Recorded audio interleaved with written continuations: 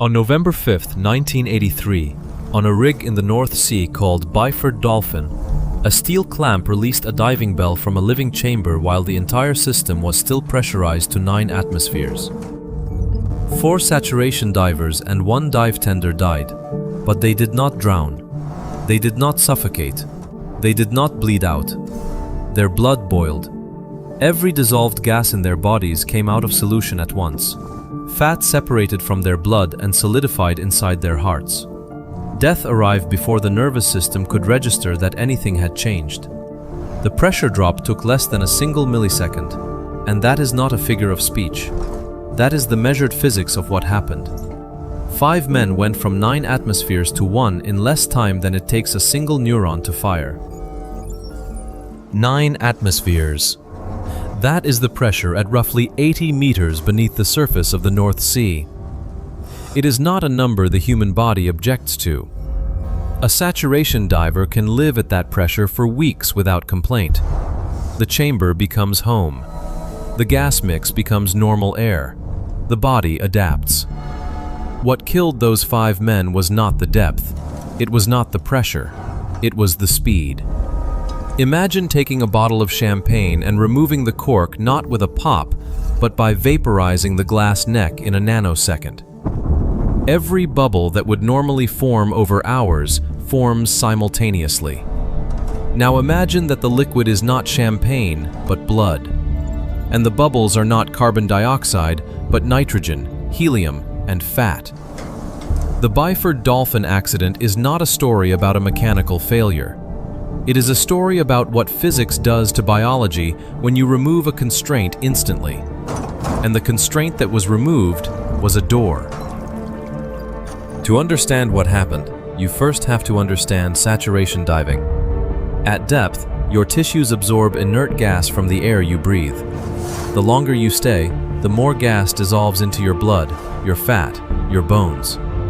After about 24 hours at any given depth, your body reaches equilibrium. It is saturated. You cannot absorb more. You are, in a very literal sense, pressurized from the inside out. A saturation diver breathing a helium-oxygen mixture at 9 atmospheres reaches this equilibrium within a day. After that, they can stay at depth indefinitely. Days, weeks. The body does not care. The chamber is maintained at the same pressure as the surrounding seawater, and the divers live inside it, sleeping in steel bunks, eating warmed food, breathing a gas mixture that sounds like a cartoon character because helium transmits sound differently and conducts heat 6 times faster than air. Their blood has become a reservoir of dissolved gas. Helium saturates their tissues. Nitrogen saturates their fat. Every fluid in their body holds gas in solution, purely because the pressure outside holds it there. Remove that pressure slowly, and the gas leaves gently, through the lungs, over hours and days. Remove it instantly, and the gas does not leave. It detonates. The principle is called Henry's law. It states that the amount of gas dissolved in a liquid is proportional to the partial pressure of that gas above the liquid.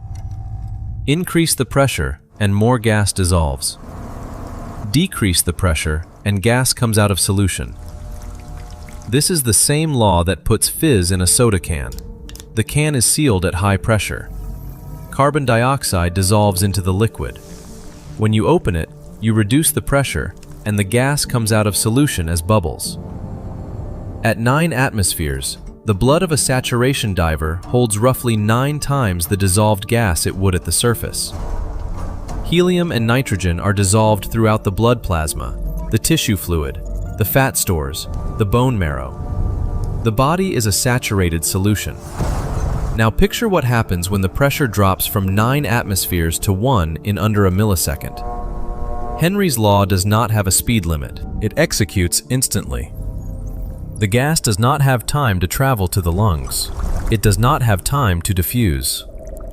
It comes out of solution everywhere simultaneously, in every capillary, in every vein, in every tissue.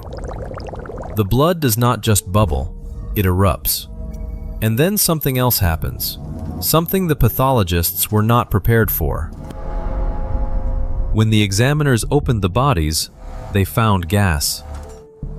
That was expected. Decompression produces gas. What they did not expect was the fat. Lipid. Fat that had been dissolved in the circulating blood, held in solution by pressure, had precipitated out and deposited throughout the body. In the great vessels, in the cardiac chambers, in the major organs. The fat had been carried in the blood as a dissolved component, the same way the inert gas had been. When the pressure vanished, the fat stopped being dissolved. It solidified. It lodged. The pathologists found fat emboli blocking the pulmonary arteries. They found fat in the ventricles. They found fat in the brain. This is not a phenomenon you see in ordinary decompression sickness. This is what happens when the pressure change is so catastrophic that the blood itself separates, the way cream separates from milk, except in a body that was alive 1 millisecond before and dead 1 millisecond after.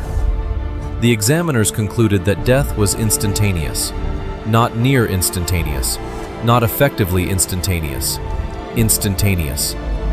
The nervous system did not have time to transmit a signal. The brain did not have time to perceive pain.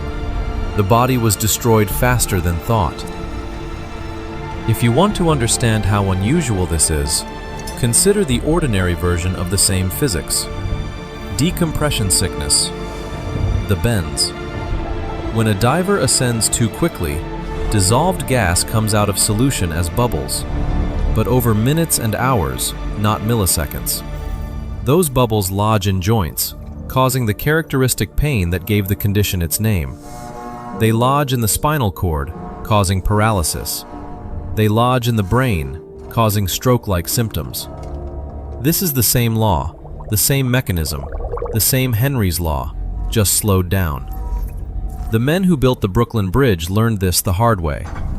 In the 1870s, workers descended into caissons, pressurized chambers sunk into the bed of the East River. They worked at 4 atmospheres, breathing compressed air. When they surfaced too quickly, they developed joint pain, paralysis, and sudden death.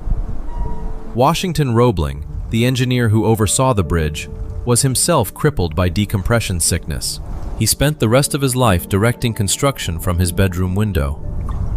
The bends were so common among caisson workers that the condition was called caisson disease. And it was all, at its root, Henry's law applied slowly. The same physics that destroyed those 5 men on the Byford Dolphin, but stretched across minutes instead of milliseconds. There is another way pressure kills, and it requires no depth at all. Pulmonary barotrauma. If a diver holds their breath and ascends even a few meters, the air in their lungs expands. The lungs are a closed container. The expanding air has nowhere to go. The alveoli rupture. Air is forced into the bloodstream, into the chest cavity, into the tissue planes. A diver ascending from 3 meters with a held breath can suffer a fatal arterial gas embolism. 3 meters. The pressure change is less than 1 atmosphere, but the rate of change is extreme because the lungs cannot vent the expanding gas fast enough. This is the recurring lesson. The danger of pressure is never the pressure. It is always the rate. A saturation diver lives comfortably at 9 atmospheres for weeks.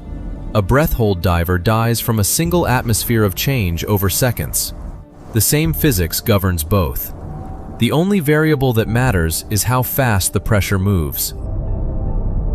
This is why saturation divers decompress across days, not minutes. The schedule is brutal in its patience. A diver at 9 atmospheres may require 4 to 5 days of staged descent, breathing carefully controlled gas mixtures at each depth level. The chamber is the actual workplace. The work at the seabed is the easy part. The hard part, the dangerous part, is the journey back to 1 atmosphere, taken 1 fraction of a bar at a time, letting the dissolved gas leave the body through the lungs, slowly enough that it never forms bubbles. The chamber is where divers spend most of their working hours. It is also the most hazardous environment they enter. not because of what is inside it, because of what surrounds it. 1 atmosphere of normal pressure on the outside, 9 on the inside. The investigation into the Byford Dolphin found that the clamp was released by the dive tender, likely by mistake, while the chamber was still at full pressure. The mechanism that should have prevented this either failed or was bypassed. The interlock system that should have made it impossible to open a pressurized chamber to atmosphere did not function. Human factors. Engineering redundancy that was not redundant. A door that should have been locked by physics and was not. In commercial diving, the single most dangerous object is a door. Every chamber, every lock, every clamp is a boundary between 2 pressure regimes. When that boundary holds, divers live. When it fails, Henry's law decides everything in a millisecond. 5 men died because a seal between 2 pressures was broken, not by the sea, not by the depth, by a door that opened when it should not have, and by physics that does not negotiate.